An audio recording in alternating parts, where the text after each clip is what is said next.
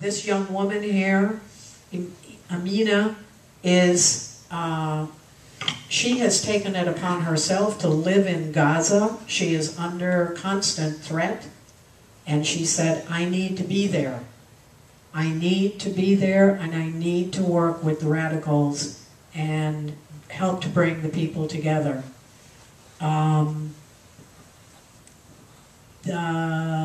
Ibtisam and the woman right to her left, Ilana, these two, when they very first met, when the Abrahamic reunion very first came together over 10 years ago, in Israel, they had to meet in secret and they had to travel long distances. And they stayed overnight because the first meeting was to get organized, and they don't get to meet very often. So they had to get a lot of work done. And the very first night, those two shared a room together. Alina and Ibtisam. Mortal enemies because of their religious difference. A Jew and a Muslim woman. Sometime during the night,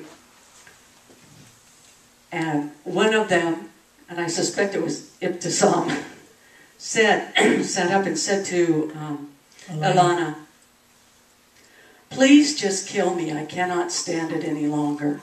I know you're going to kill me, so just do it and be done. And Elena said, I don't intend to kill you, but I was told you were going to kill me. And the two of them, you see them holding hands here. They sat up the rest of the night. They're best friends now. And they have been tireless workers for peace.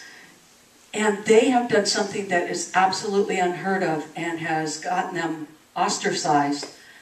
In their full garb, so you fully recognize that one is a Jew and one is a Muslim woman, walked hand in hand through their neighborhoods to show the people that peace is possible and friendship is possible among people of different religions.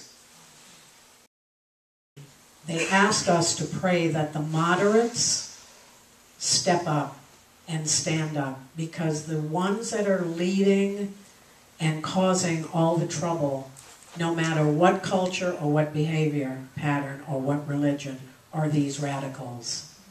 And I said, it's like that here too. Like that. Now, this is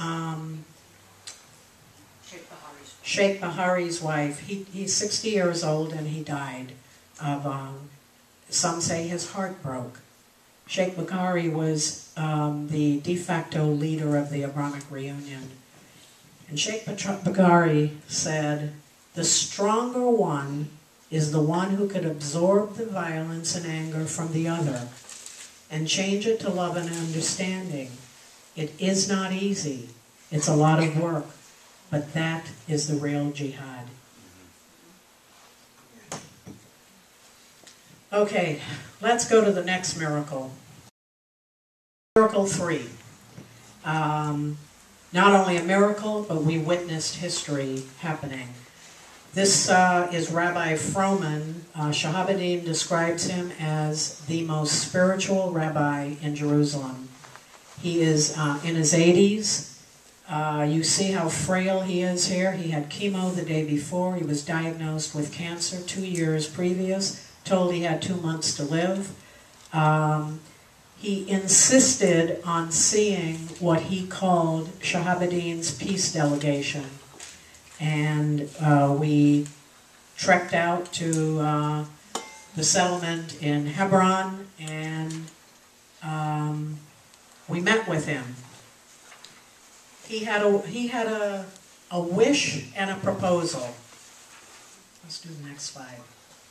The wish was, after doing a prayer and a blessing for us, and we sat in a big circle in his living room.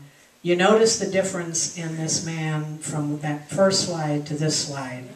It was as though he was taking the energy of all of us in the room and literally breathing it into him and becoming vivified and animated as a result. He had a dream and he had a wish. And the dream was that there would be peace in Jerusalem. The wish was that politicians and government officials could no longer do this. It was up to the religious and the spiritual leaders to do it.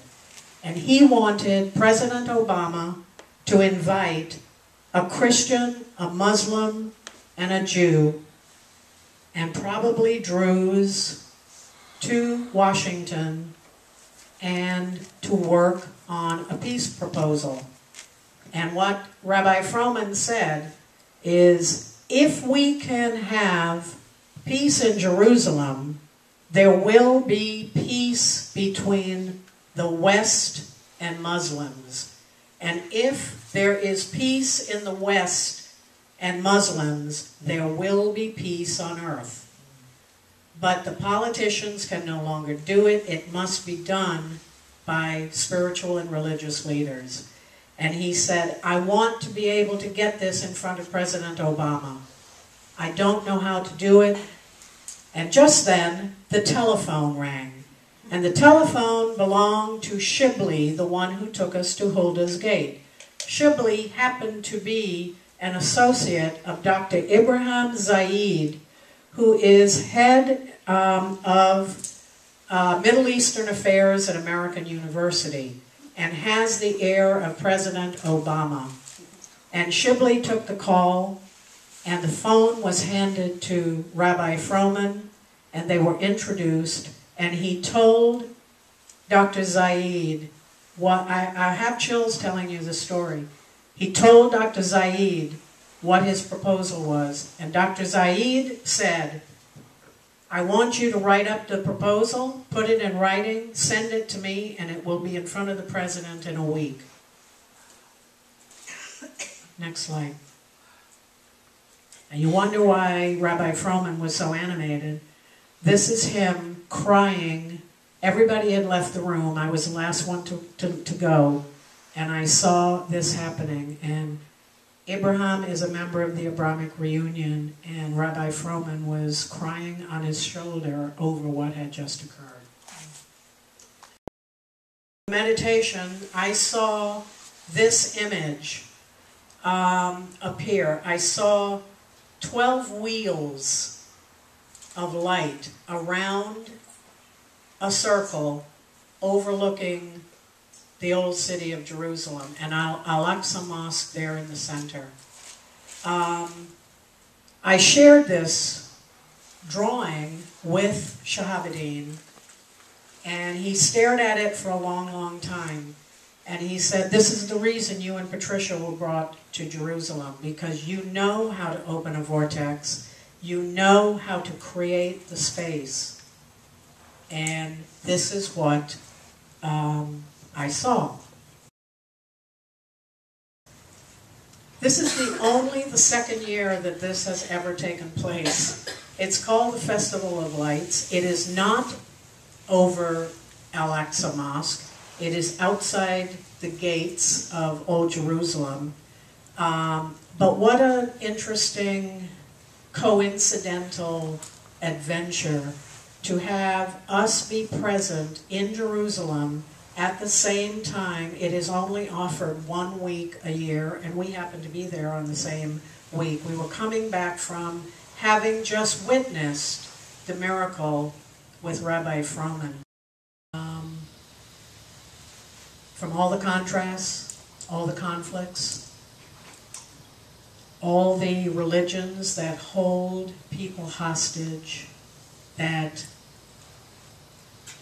the work in Jerusalem has to be done by the people that live there. But the people like us who don't live there, we know what we can do. And it does involve prayer.